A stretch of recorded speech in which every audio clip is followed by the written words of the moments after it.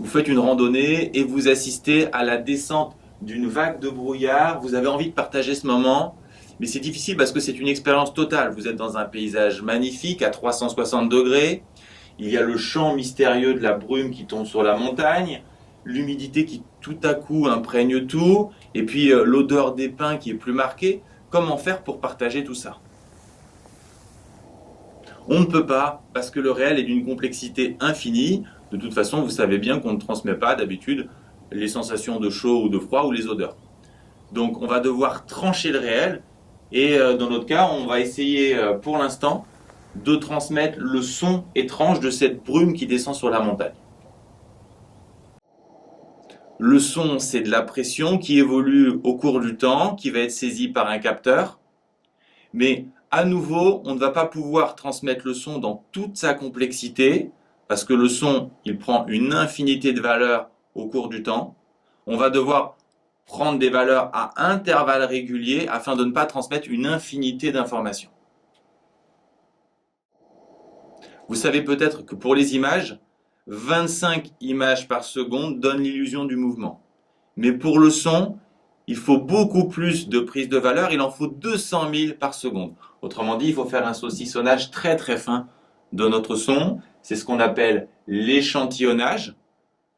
L'intervalle de temps entre deux prises de valeur, c'est ce qu'on appelle la période d'échantillonnage. Et si on prend son inverse, on a la fréquence d'échantillonnage.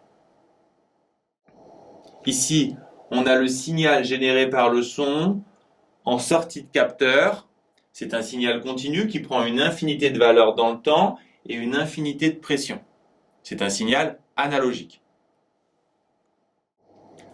On a dit qu'on allait transmettre les valeurs du son à intervalles de temps réguliers, mais là encore, même à ces moments, on ne va pas transmettre la valeur de la pression avec une infinité de précision. On va fixer arbitrairement cette précision qu'on appelle le pas, qui correspond ici au décalage entre deux lignes horizontales.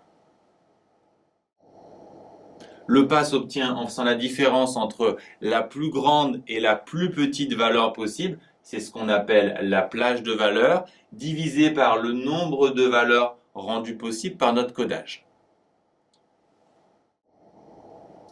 C'est un peu abstrait, donc prenons un exemple. Si on code notre signal en 5 bits, c'est-à-dire avec 5 chiffres qui peuvent prendre les valeurs 0 ou 1, on peut obtenir 2 puissance 5, soit 32 valeurs. Et donc on va découper notre plage de valeurs entre la plus grande et la plus petite en 32 tranches.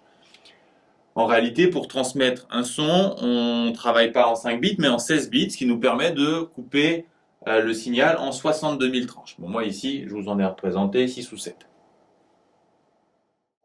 Si on s'intéresse ici à notre signal au temps 15, on s'aperçoit que notre valeur de pression tombe pile sur une des valeurs de notre grille. Donc c'est parfait, on tombe sur la valeur 20 et on va devoir ensuite la coder en binaire. On verra comment plus tard. Si on s'intéresse ensuite à la valeur pour le temps 19, on s'aperçoit que c'est un peu plus compliqué parce qu'on tombe entre deux valeurs et c'est très simple, on va choisir la plus proche, donc ici 18, qu'on va coder elle aussi en binaire. Si on réalise cette opération pour chacun de nos intervalles de temps, on va obtenir ce nouveau signal qui est échelonné, qui est discret. On dit que c'est un signal numérique par opposition au signal analogique qu'on avait au départ en bleu. Le découpage du signal analogique dans le temps s'appelle l'échantillonnage, on l'a vu. Le découpage en intensité de notre signal s'appelle la quantification.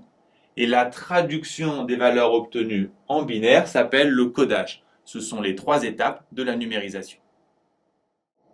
Qu'est-ce que signifie ce nombre écrit en binaire, c'est-à-dire uniquement avec des 0 et des 1? Pour le comprendre, il faut se souvenir de la signification profonde de notre écriture habituelle, l'écriture décimale. Quand j'écris 8754, ça signifie 8 fois 1000 plus 7 fois 100 plus 5 fois 10 plus 4 fois 1. Chacun des chiffres est associé à une puissance de 10 parce que j'écris avec 10 chiffres. En binaire, j'écris uniquement avec des 0 et des 1 j'écris avec deux chiffres, donc chacun des chiffres sera associé à une puissance de 2. Par analogie, si on commence par la droite, on va avoir 1 fois 2 puissance 0, puis 1 fois 2 puissance 1, puis 0 fois 2 puissance 2, puis ensuite 1 fois 2 puissance 3, et ainsi de suite. Arrivé là, il suffit de traduire chacune des puissances de 2 en écriture classique, donc 2 puissance 6, c'est 64, 2 puissance 5, 32, et de faire le total. Donc en fait, ce nombre écrit en binaire signifie 107 en écriture décimale.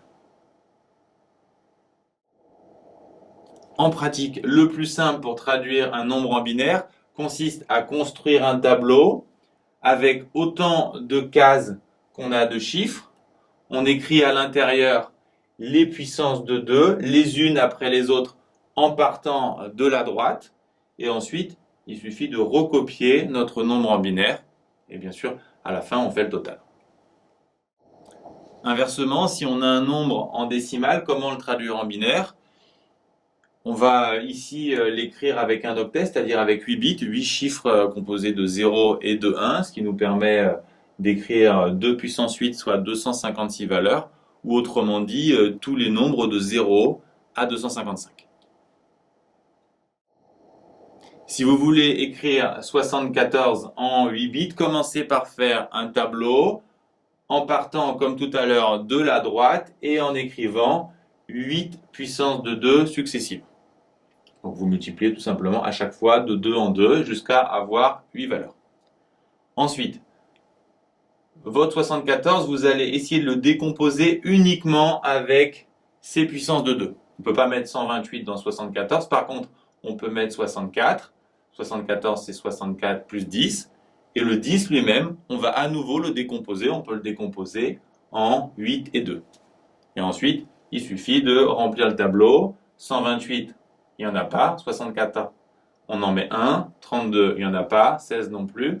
Il y a un 8 et il y a un 2. Et on a notre nombre en binaire. Deuxième exemple. Alors 198, cette fois, on va pouvoir mettre 128. C'est 128 plus 70 qu'on va lui-même décomposer en 64 plus 4 plus 2. Et ensuite, pour finir, il suffit de construire notre tableau et d'indiquer les 1 et bien sûr pour le reste les 0. Et on a la traduction de 198 en binaire. Tout ce qu'on vient d'apprendre permet de transformer une information brute en information codée en binaire.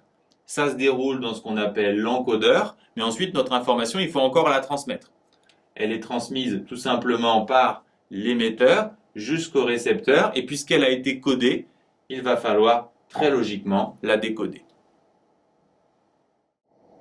Vous devez connaître bien sûr ce vocabulaire, mais aussi que tout ce qui se passe entre l'émetteur et le récepteur s'appelle le canal de transmission. Vous devez également savoir qu'il se passe des choses intéressantes dans l'encodeur. Il arrive au départ une information quelconque, par exemple, dans notre exemple à nous, c'était la pression, à un capteur qui va la transformer en un signal analogique électrique qui lui-même va être converti par un convertisseur analogique numérique en une grandeur numérique.